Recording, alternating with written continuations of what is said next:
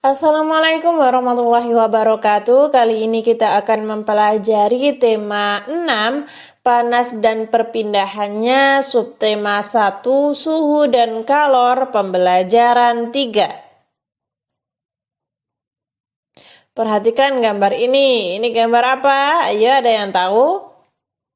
Nah, ini adalah gambar buku. Buku merupakan salah satu media cetak yang menjadi sumber informasi yang paling sering digunakan masyarakat hingga saat ini. Sekarang pun kalian lagi memegang buku ya.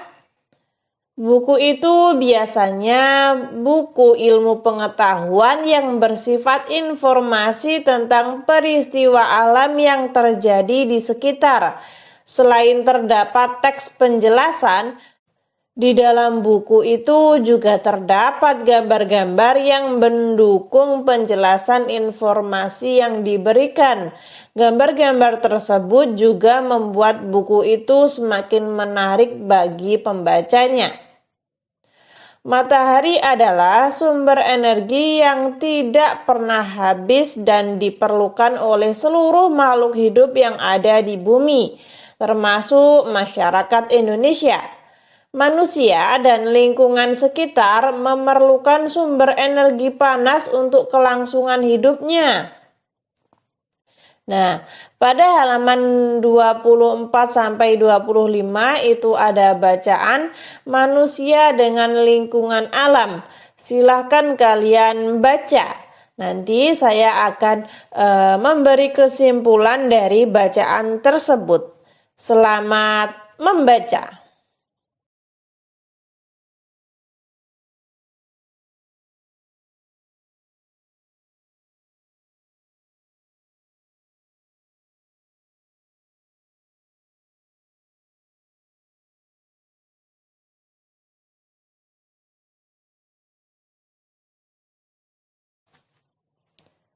Lalu pada halaman 25 yang bawah ada beberapa pertanyaan. Nomor 1, apa judul bacaan di atas? Judulnya Manusia dengan Lingkungan Alam. Lalu tulislah kata-kata kunci pada setiap paragraf di atas. Nah, paragraf yang pertama, perlu saya ingatkan di sini bahwa bacaan tadi ada 5 paragraf ya teman-teman. Paragraf yang pertama itu kata kuncinya adalah makhluk hidup, lingkungan alam. Untuk paragraf kedua, benda mati dan makhluk hidup.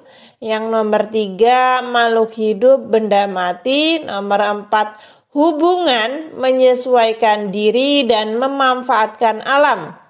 Yang kelima, manusia, alam, ilmu pengetahuan, dan teknologi. Lalu, buatlah sebuah pertanyaan dengan menggunakan kata kunci yang kamu temukan dari setiap paragraf pada bacaan di atas. Kemudian, mintalah temanmu untuk menjawabnya. Nah, tadi kan ada 5 paragraf ya. Masing-masing kita akan membuat kalimat dengan kata kunci tadi. Nah, seperti ini. Sepertinya pada buku kalian halaman 26 untuk nomor 3 itu kolomnya kurang besar ya. Nah, kalian bisa menaruhnya pada buku tulis kalian. Ketika tidak muat untuk ditulis di buku tematik ya.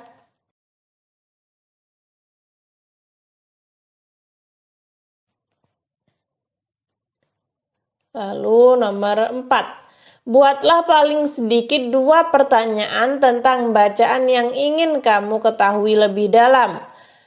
Disebut apa hubungan antar manusia? Sebutkan contoh lain penggunaan teknologi dalam pemanfaatan untuk memenuhi kebutuhan hidupnya. Mungkin kalian punya pertanyaan tentang bacaan tadi juga tidak apa-apa, silahkan kalian isi. Lalu, apa yang dapat kamu simpulkan dari bacaan di atas? Makhluk hidup melakukan hubungan dengan sesama makhluk hidup dan lingkungannya. Makhluk hidup juga dapat mempengaruhi benda mati. Manusia memanfaatkan alam menggunakan ilmu pengetahuan dan teknologi. Di sini, dari bacaan itu dapat kita tarik hikmahnya bahwa alam itu punya banyak sekali manfaat untuk kita ya. Jika dihitung tidak akan ada habisnya. Karena kita makan juga dari alam, kita tidur juga dari alam, semuanya dari alam ya. Lalu pada halaman 27 yang bawah, jelaskan pokok pikiran di setiap paragraf dengan menggunakan tabel berikut. Lengkapi juga dengan informasi penting pada setiap paragraf. Nah, perlu kalian ketahui lagi bahwa pada bacaan tadi ada 5 paragraf ya. Pada buku kalian itu hanya tersedia 3 paragraf saja. Sebenarnya itu kurang ya kolomnya. Paragraf yang pertama, pokok pikirannya hubungan makhluk hidup dengan lingkungan. Informasi penting, lingkungan alam terdiri atas benda mati dan makhluk hidup. Lingkungan alam menyediakan semua kebutuhan makhluk hidup. Untuk paragraf kedua, benda mati dan makhluk hidup saling mempengaruhi. Informasi pentingnya, bentuk hubungan antara benda mati dan makhluk hidup adalah tanah, suhu, dan curah hujan mempengaruhi jenis tanaman yang tumbuh dan hewan yang berkembang. Kalian dapat lihat ketika musim kemarau dan musim hujan itu akan berbeda ya. Ketika musim penghujan, petani lebih cenderung menanam padi, sedangkan ketika musim kemarau, petani lebih cenderung menanam jagung. Nah, kurang lebih seperti itu. Untuk paragraf ketiga, makhluk hidup dapat mempengaruhi benda mati. Informasi pentingnya, daerah yang banyak tumbuhannya menjadi lebih sejuk dan air tanah yang berlimpah. Tanaman membantu tanah untuk menanam air dan menyimpannya. Nah, di rumah saya itu banyak sekali tumbuh-tumbuhan ya, karena di rumah saya itu masih desa, itu enak sekali. Udara sejuk, air berlimpah. Saya sangat bersyukur. Lalu paragraf keempat. Pokok pikiran dari paragraf keempat adalah pengelompokan hubungan manusia dan lingkungan alam. Informasi pentingnya, hubungan manusia yang harus menyesuaikan diri dengan alam dan hubungan manusia yang memanfaatkan alam. Karena alam memberi semua yang kita butuhkan. Lalu nomor 5. Untuk paragraf kelima ini, pokok pikirannya adalah manusia memanfaatkan alam untuk kebutuhan hidupnya dengan ilmu pengetahuan dan teknologi. Informasi pentingnya, contoh pemanfaatan ilmu pengetahuan dan teknologi dalam pemanfaatan alam untuk kebutuhan hidup manusia. Nah, kurang lebih seperti itu ya. Lalu, buatlah sebuah tulisan dalam satu paragraf yang menjelaskan tentang bacaan di atas. Nah, di sini saya membuat sangat ringkas ya, seperti ini. Mungkin teman-teman mempunyai gambaran yang menjelaskan tentang bacaan di atas juga tidak apa-apa, tidak harus sama dengan punya saya ya. Punya saya gini, semua makhluk hidup saling berhubungan satu dengan yang lain dalam satu lingkungan. Hubungan berupa hubungan saling mempengaruhi antara keduanya. Hubungan ini dimanfaatkan manusia untuk memenuhi kebutuhan hidupnya. Manusia juga menggunakan ilmu pengetahuan dan teknologi dalam memanfaatkan alam lingkungan. Lalu nomor 3, Di dalam kelompok kecil, tukarlah hasil pekerjaanmu dengan hasil pekerjaan teman kelompokmu. Apakah teman kelompokmu memiliki tulisan yang sama denganmu? Nah, silakan kalian tukarkan jawaban kalian di kelompok kalian. Sama nggak sih kayak punya saya? Nah, semisal tidak, kalian tulis tidak. Tidak, teman sekelompokku memiliki tulisan yang berbeda denganku. Jika sama, kalian tulis iya, sama. Teman sekelompokku memiliki tulisan yang sama denganku. Nah, kurang lebih seperti itu ya. Lalu, dari bacaan itu, saya semakin mengerti bahwa manusia sangat bergantung pada lingkungan alamnya. Betul, manusia mempunyai kemampuan untuk mempelajari keadaan lingkungannya dan melakukan penyesuaian untuk bertahan hidup. Yuk kita coba untuk mengamati lingkungan sekitar kita. Nah, di sini ada pengamatan untuk lingkungan kalian ya. Bagaimanakah kondisi geografis lingkungan di daerah tempat tinggalmu? Apakah termasuk daerah pantai, pegunungan, atau daratan? Nah, kalau punya saya itu di pedesaan ya, di mana masih banyak pepohonan di sekitar tempat tinggal saya, sehingga lingkungan tempat tinggal saya lebih sejuk dan air bersih itu mudah sekali didapatkan. Lalu, apa pekerjaan utama orang-orang di sekitarmu? Rumah saya itu pedesaan, tapi nggak terlalu pedesaan. Jadi ada pabrik, ada pedagang, ada petani. Apa saja bentuk interaksi masyarakat sekitarmu dengan lingkungan alamnya? Misalnya, bercocok tanam. Hasil interaksi dengan alamnya mudah mendapatkan sayuran segar. Lalu memelihara hewan ternak atau peternak, itu mudah mendapat daging, susu, kulit hewan ternak. Atau mungkin telur ya ketika ternaknya ayam, lalu melakukan penghijauan atau reboisasi. Tersedianya sumber air bersih, lingkungan sejuk atau rindang.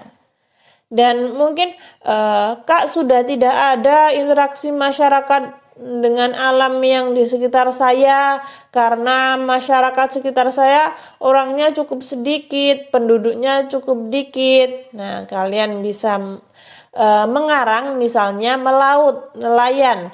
Itu interaksi dengan alam mendapatkan ikan, cumi, dan lain-lain. Maaf itu dan lain-lain saya salah ketik. Lalu nomor 4, apa kesimpulan yang kamu dapat dari kegiatan ini? Kesimpulan yang saya dapat adalah untuk daerah yang berbeda, maka tanaman yang dihasilkan pun berbeda. Oleh karena itu, manusia menyesuaikan diri dengan tiap lingkungan yang berbeda itu, serta memanfaatkan lingkungan alam tersebut dalam rangka memenuhi kebutuhan hidupnya. Seperti di Papua itu loh teman-teman. Di Papua itu kan makanan pokoknya sagu, sedangkan untuk daerah Jawa makanan yang sering dimakan itu nasi. Kenapa? Karena padi itu tumbuh subur di Jawa. Pada halaman 32 sampai 33 itu bacaan. Silahkan kalian baca pada buku kalian masing-masing. Nanti kita akan menyimpulkan bersama-sama. Selamat membaca.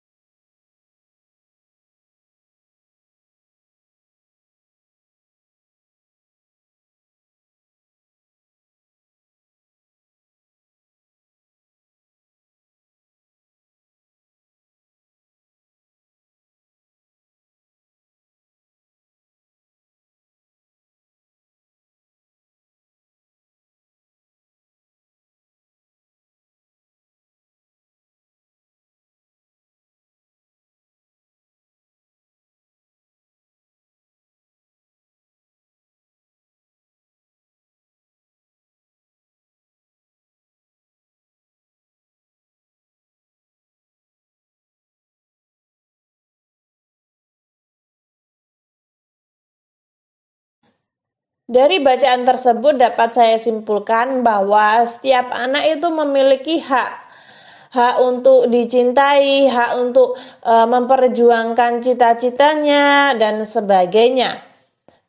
Tetapi perlu saya ingatkan di sini, anak-anak punya hak, tapi anak-anak juga memiliki kewajiban. Jangan lupakan kewajiban kalian ya. Apa sih Kak itu hak? Hak adalah sesuatu yang kita dapatkan, sedangkan kewajiban adalah sesuatu yang kita harus lakukan. Lalu setelah kalian membaca bacaan tersebut, pada halaman 33 ada pertanyaan. Tuliskan beberapa kata-kata yang belum kamu pahami. Nah, pada bacaan tadi banyak sekali kata-kata yang asing menurut kalian ya. Misalnya konvensi, ratifikasi, identitas, diskriminasi, eksploitasi. Buatlah daftar hak anak yang kamu dapat dari bacaan di atas. Nah, pada bacaan di atas ada beberapa hak anak. Nah, ini salah satunya. Hak kelangsungan hidup, hak perlindungan, hak tumbuh kembang, hak berpartisipasi. Mungkin ketika menurut kalian tulisan saya ini terlalu panjang, kalian bisa hanya menuliskan hak kelangsungan hidup, lalu hak perlindungan, hak tumbuh kembang, hak berpartisipasi. Nah, gitu aja sudah benar kok teman-teman. Dari daftar yang kamu buat di atas, tulislah dan tandai hak-hak yang sudah kamu dapat dengan membuat tanda centang. Nah, tadi kan ada 4 hak ya teman-teman. Mana dari keempat hak itu yang sudah kalian dapat? Ketika sudah semua kalian dapatkan, kalian bisa menyentang semuanya seperti yang saya lakukan. Lalu bagaimana kamu mendapatkan hak tersebut? Nah, setiap orang itu punya banyak cara untuk mendapatkan haknya ya. Salah satunya melakukan kewajiban terlebih dahulu, baru kita menuntut hak kita. Pada halaman 35 ada bacaan hak-hak seorang siswa. Nah, apa saja sih hak-hak seorang siswa itu? Nah, kalian bisa membacanya sendiri pada halaman 35. Selamat membaca.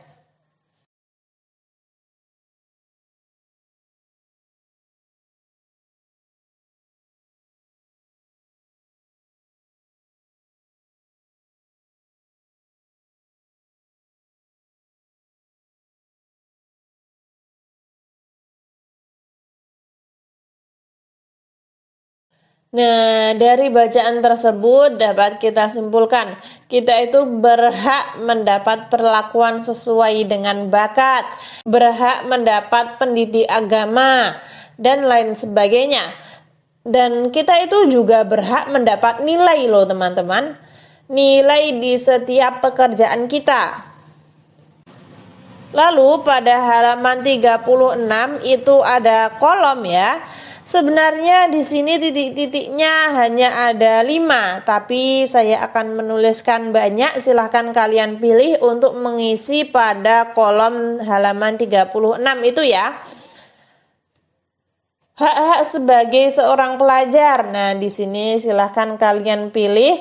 Mungkin kalimat yang menurut kalian pendek-pendek tidak apa-apa, silahkan kalian tulis pada halaman 36. Hak adalah, ayo di sini siapa yang belum mengerti tentang apa isi itu hak? Hak adalah sesuatu yang mutlak menjadi milik kita dan penggunaannya tergantung kepada kita.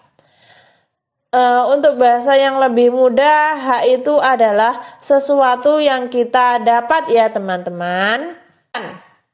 Mari sama-sama kita melakukan kewajiban kita agar kita mendapatkan hak kita. Kesimpulan, tadi kita sudah belajar apa saja? Yang pertama, membuat kesimpulan dari bacaan manusia dengan lingkungan alam dan menyajikan ringkasan teks penjelasan. Nomor 2, melakukan kegiatan pengamatan, mengidentifikasi interaksi manusia dengan lingkungan dan pengaruhnya. Dan yang terakhir, berdiskusi dan menjelaskan makna hak sebagai siswa dan warga negara.